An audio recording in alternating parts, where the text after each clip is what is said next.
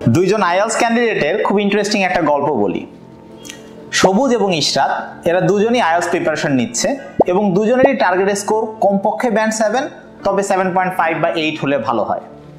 এবার দুইজনের existing level হচ্ছে অ্যারাউন্ড 5.5 থেকে 6। তো আইএলস প্রিপারেশন নিতে গিয়ে, এক্সামের প্রিপারেশন নিতে গিয়ে তাদের স্ট্র্যাটেজিক কিছু ডিফারেন্সেস আছে, সেই ব্যাপারটা আমরা বোঝার চেষ্টা করব এবং আপনারা শেষে বলার চেষ্টা করবেন সবুজ এবং ইশরাতের মধ্যে কার ইমপ্রুভমেন্ট বা প্রোগ্রেস বেশি হবে এবং রিয়েল এক্সামে কে হাই স্কোর পেতে পারে। তাহলে গল্পটা শুরু করা যাক। যখন সবুজ প্রিপারেশন নেয়, সবুজ আসলে আইএলস এর যে পাস্ট পেপারস রিয়েল এক্সামের কোয়েশ্চেনগুলো আছে, ক্যামব্রিজ আইএলস 1 to 18, এই ভলিউমগুলো থেকে প্রতিদিন ধরে নেন রিডিং মডিউলের 40টা কোয়েশ্চেন সলভ করে, মানে একটা ফুল টেস্ট সলভ করে। ওইদিকে ইশরাত আইএলস এর ক্যামব্রিজ পাবলিশড অন্য ম্যাটেরিয়াল থেকে, যেগুলো কোর্স বুক এবং হায়ার লেভেল ক্যান্ডিডেটদের জন্য ডিজাইন করা, সেখান থেকেও গড়ে 40টা কোয়েশ্চেন প্রতিদিন সলভ করে। সবুজের যে 40টা কোয়েশ্চেন সলভ করে, সেখানে 40টার মধ্যে প্রায় 25টা কোয়েশ্চেন থাকে তার বর্তমান লেভেলের, অর্থাৎ ব্যান্ড 5.5 বা 6 বা তার চাইতেও লোয়ার লেভেলের, ধরেন যে ব্যান্ড 3, 4 কিংবা ব্যান্ড 2.5 স্ট্যান্ডার্ডের। অর্থাৎ 40টা কোয়েশ্চেনের মধ্যে হায়ার লেভেল কোয়েশ্চেন সবুজ সলভ করে 10 থেকে 15টা প্রতিদিন। আর ইশরাত যে 40টা কোয়েশ্চেন সলভ করে, সেগুলো ক্যামব্রিজেরই আরও আইএলস প্রিপারেশনের যে কোর্স বুক সেখান থেকে, এবং সেগুলো অ্যাডভান্স লেভেলের জন্য ডিজাইন করা। ধরেন যে অবজেক্টিভ আইএলসের সিরিজ আছে, মাইন্ডসেটের সিরিজ আছে, এরপর আবার কমপ্লিট আইএলসের সিরিজ আছে।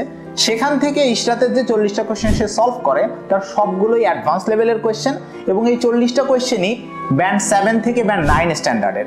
তো দেখা যায় যে এভাবে 2 মাস টানা প্র্যাকটিস করে সবুজ এবং ইশরাত, দিন শেষে এই 40টা করে ডিফিকাল্ট কোয়েশ্চেন সলভ করা, হায়ার লেভেল কোয়েশ্চেন, আর সবুজের গড়ে প্রতিদিন 15টা করে কোয়েশ্চেন সলভ করা।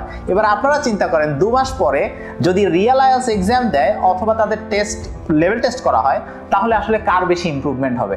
নিশ্চয়ই বুঝতে পারছেন ইশরাত এখানে বেশি ভালো করবে।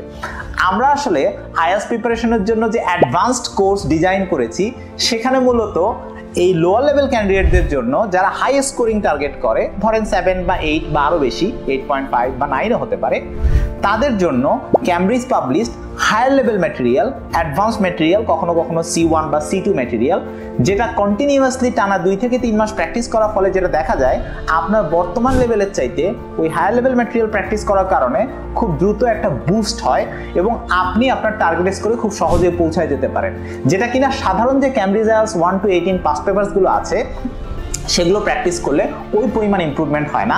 কারণটা খুবই সিম্পল, কারণ আপনার এই 1 ঘন্টা বা 2 ঘন্টার প্র্যাকটিসের মধ্যে আপনি আসলে 20 থেকে 25টা কোয়েশ্চেন সলভ করতেছেন, যেগুলো আপনার চাইতেও লোয়ার লেভেলের, এবং ওইটা খুব একটা পারফরমেন্স গ্রোথে হেল্প করে না। আশা করি গল্পটা বুঝতে পেরেছেন, এবং এই সেম কাজটাই আমরা করি আমাদের অ্যাডভান্সড আইএলস প্রিপারেশন কোর্সে।